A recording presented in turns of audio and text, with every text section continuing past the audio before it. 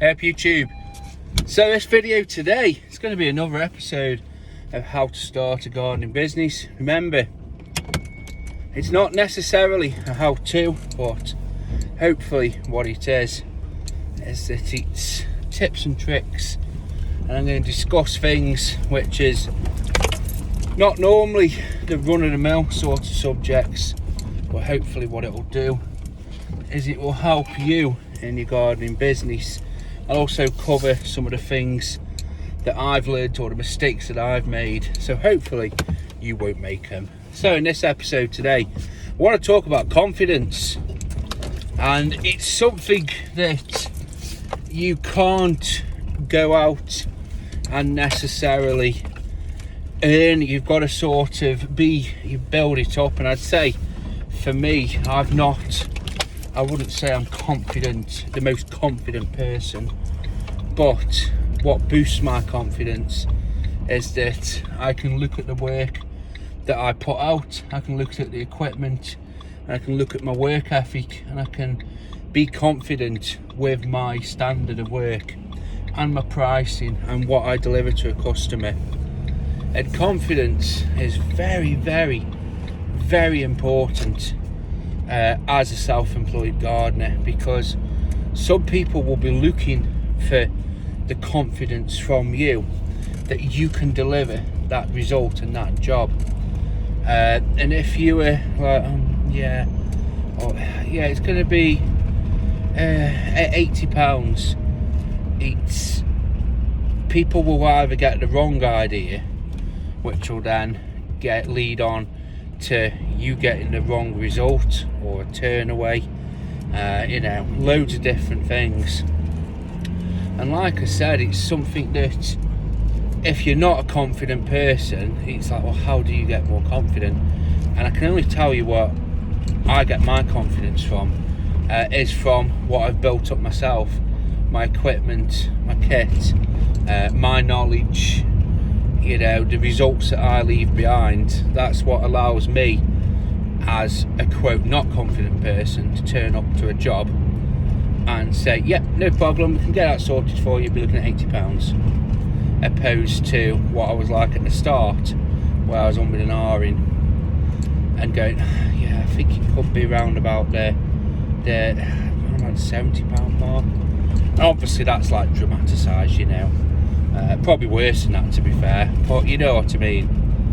And I think sometimes too much confidence can turn into cockiness, and you could be giving a result, or you could be giving what you expect the result to be, and you could over egg it.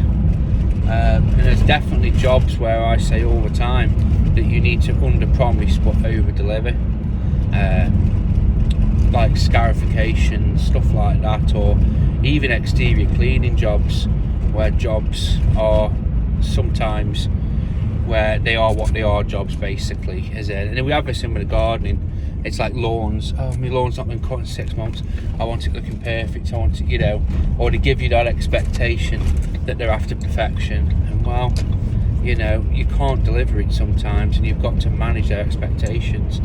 But if you're very, very cocky and you're going in with, I got it sorted, yeah, brilliant, look like new, then when it doesn't, it's on you, and you're the one who's then in maybe the same style going, oh well, it is what it, and you try to dig yourself out of the hole. So I think a little bit under could be under confident, overconfident. It's finding the right balance, if I'm being honest with you. I had it where I wasn't confident enough, so I wasn't willing to put my foot down with some customers. I didn't want to say no, I didn't want to say I can't do that, and that led to me either doing jobs I didn't want to do, or work that I didn't want to do, and now I'm in a position where I feel like I can say to the no, that's not for me, that's not the type of work that I do, that's not the result that I want to leave behind. And I feel confident doing it. I feel confident saying to them, no. How I see it is that it's my business, and this will help you. It's my business. Yes, I quote work for a customer, but I also work for 40 other customers. And if it is that this one customer doesn't like me saying no to a job, which I'm 100% in my right to do, and they get up a fuss or they don't like it, well, unfortunately, then I will have 39 or 29 customers. I will lose that customer, and it's as simple as that. But yeah, I had it for the first couple of years of my business where I was taking on work and I didn't want to do, and I gave that story of working for that customer who basically, I think she thought I was her sort of personal slave gardener, you know, and she was telling everybody, yeah, £20, he'll do it for you. You know, realistically, I should have put my foot down with her and said to her, look, whose business is this? This is my business. It's me. It's up to me to dictate.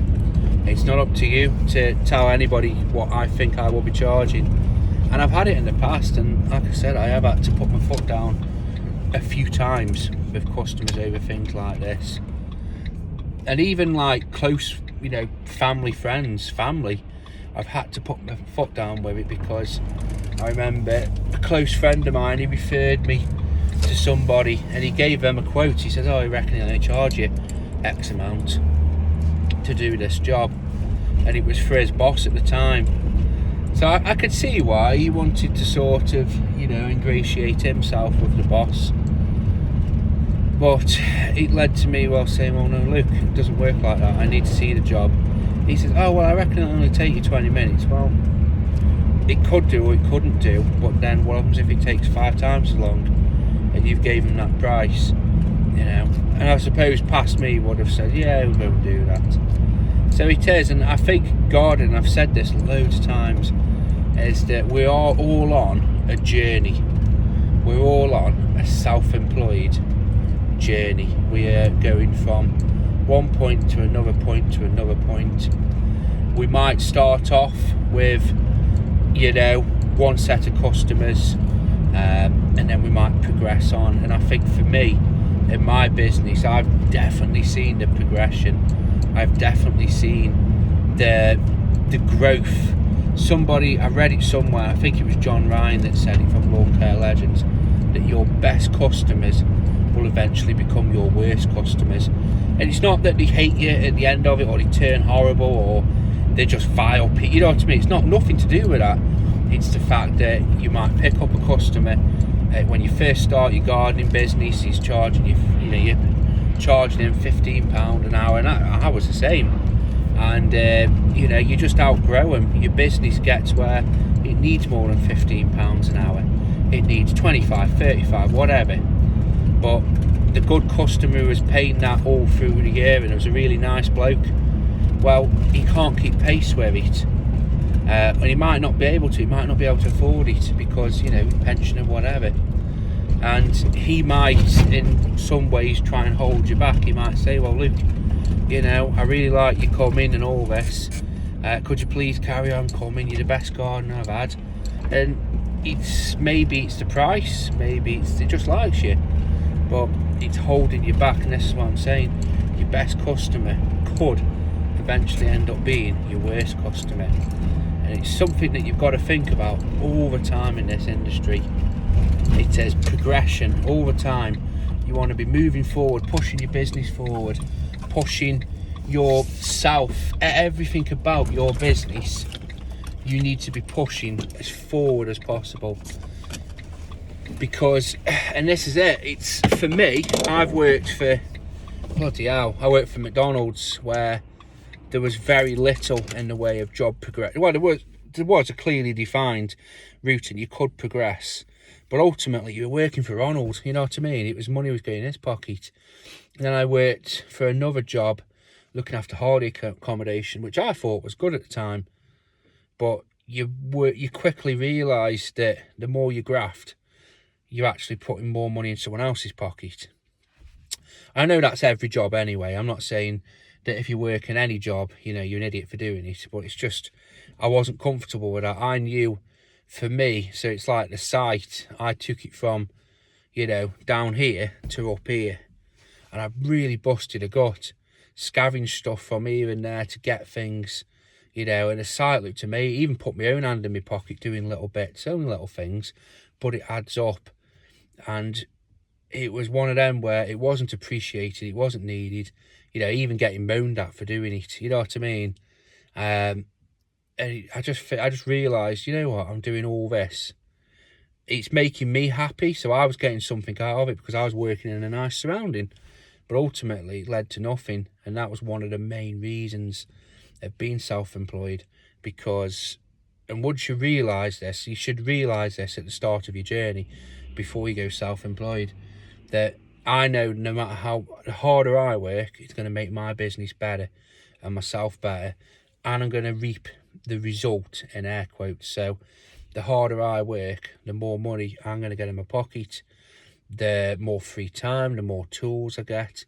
And that's the thing, it's for me, I push my business so I can grow the services, grow the kit, and I can get the stuff that makes my life easier. I don't want to be, you know, pushing, you know, a small mower, or, you know, the work that I do, I want it to be the best and most efficient way and the easiest for me. I don't want to get to 50 and be knackered, you know. Okay, I'll probably have, you know, some obesity related disease, but hopefully I'm not going to be fat forever. But if I'm, you know, using old knackered stuff and, you know, running my body into the ground, then it's going to be my fault. I don't want that. But having a confidence, it's, for me, confidence as well has made me do the other services, because I went from being a gardener, you know, learning on the fly with that job, to doing the exterior cleaning. And it was the confidence to do that, to push that. That's another reason for doing the extra, you know, the separate business, was to push that, to see how that grows and have something to look back on, opposed to just doing it. So hopefully that helps you out, guys. Have a good day.